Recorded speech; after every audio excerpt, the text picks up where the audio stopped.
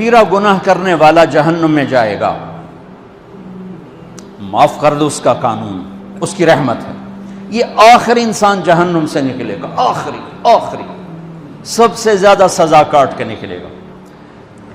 جب وہ جنت کے دروازے پر اللہ تعالیٰ اس کو نا اوپر لائیں گے، یہاں ایسے آ جائے گا، یہ پیچھے کمر کو آگ لگ رہی ہے اور یہ آزاد ہو گیا ہے۔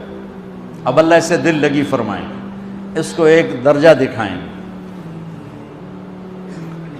کہے گا یا اللہ مجھے یہ نصیب فرما دے، میری کانڈ سڑ گئی ہے، مجھے وہاں پہنچا دے۔ تو اللہ تعالیٰ فرمائیں گے اگر میں نے وہاں پہنچایا پھر کوئی مانگے گا نہیں، کچھ نہیں مانگتا، مانگتا ہی بہت۔ جب وہ پہنچے گا ابھی اس کا آخری مرتبہ آگے، تو اللہ ایک اور درجہ دکھا دے گا۔ جب اسے دیکھے گا تو انسان کی طبیعت میں لالچ تو ہے، رکتا تو ہے نہیں، تھوڑی دیر بعد کہے گا یا اللہ اے دے دے، تیری کڑی کمی۔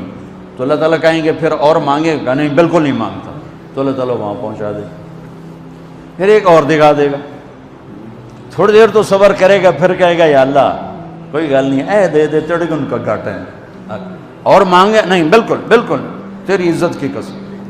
اب اللہ اس کو اس کا اصلی درجہ دکھائے گا، لیکن اب یہ ڈر جائے گا کہ اتنی باری میں چکر بازی کی تھی، جو ہن مانگیا تھا کہ نہیں واپس دے ٹکٹ نہ لگ جائے، لہٰذا وہ چپ ہو جائے، مانگے گا۔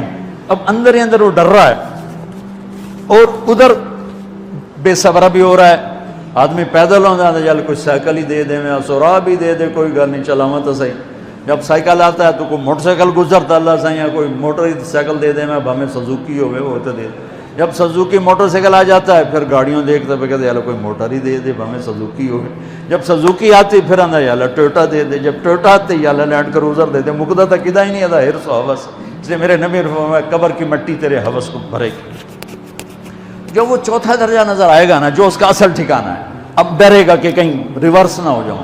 اب اللہ کہے گا میرے بندے اللہ تسأل، مانگتے نہیں ہو، مانگتے نہیں ہو، کہے گا یا اللہ اب مجھے ڈر لگتا ہے کہیں تو مجھے پیچھے ہی نہ ہٹا دے۔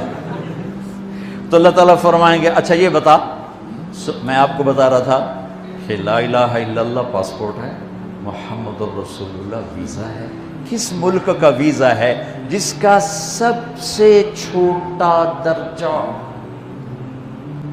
چھوٹے پر میں اتنا زور لگا رہا ہوں کہ اور میرے کو زور ہے ہی کوئی، اب وہ بتانے لگا ہوں۔ اب اللہ اسے کہے گا اچھا میرا بندہ یہ تو بتا، میں نے جس دن دنیا بنائی تھی اس دن سے لے کر جس دن ختم کی تھی اس کا 10 گنا کر کے تمہیں دے دوں، راضی ہو؟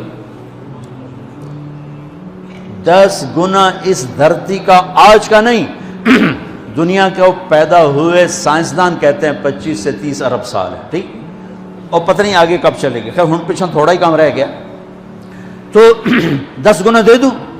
وہ اس کو یقین نہیں آئے گا، بے یقینی میں کہے گا یا اللہ ربو کے ہاسا کیتی جانا میرے نال ہاستا نہ کر، تو اللہ کہے گا میں ہاسا نہیں کر رہا، میں سچی مر، چل اب یہ داخل ہوگا، اور جب دروازہ کھولے گا اور نوکر کو دیکھے گا تو یوں سر جھکائے گا، وہ کہے گا میرے آقا کیا ہوا؟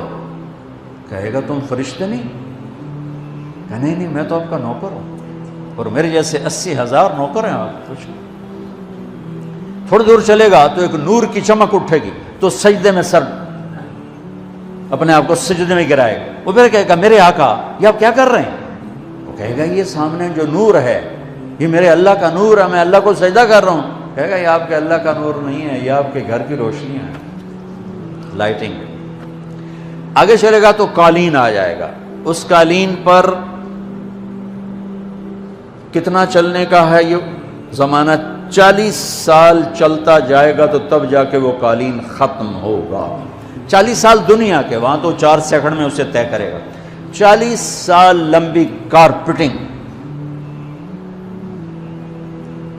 نوابہ بہاولپور نے انڈیا سے بزرگ کو بلوایا تھا تو ان کے لیے کارپیٹنگ کی تھی، اسٹیشن سے لے کر محل تک، تو سارے ہندوستان میں غلغلہ مچ گیا، شور مچ گیا کہ نواب بہاولپور نے اتنا 4 میل لمبا قالین بچھا دیا۔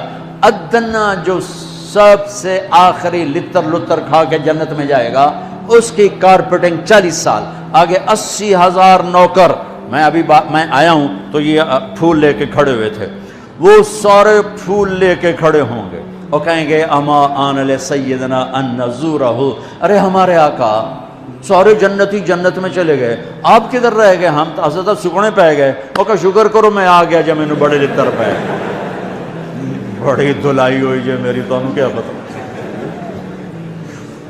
تیرے کی فرشتیاں مار مار تباہی پھیر چھڑ گئے۔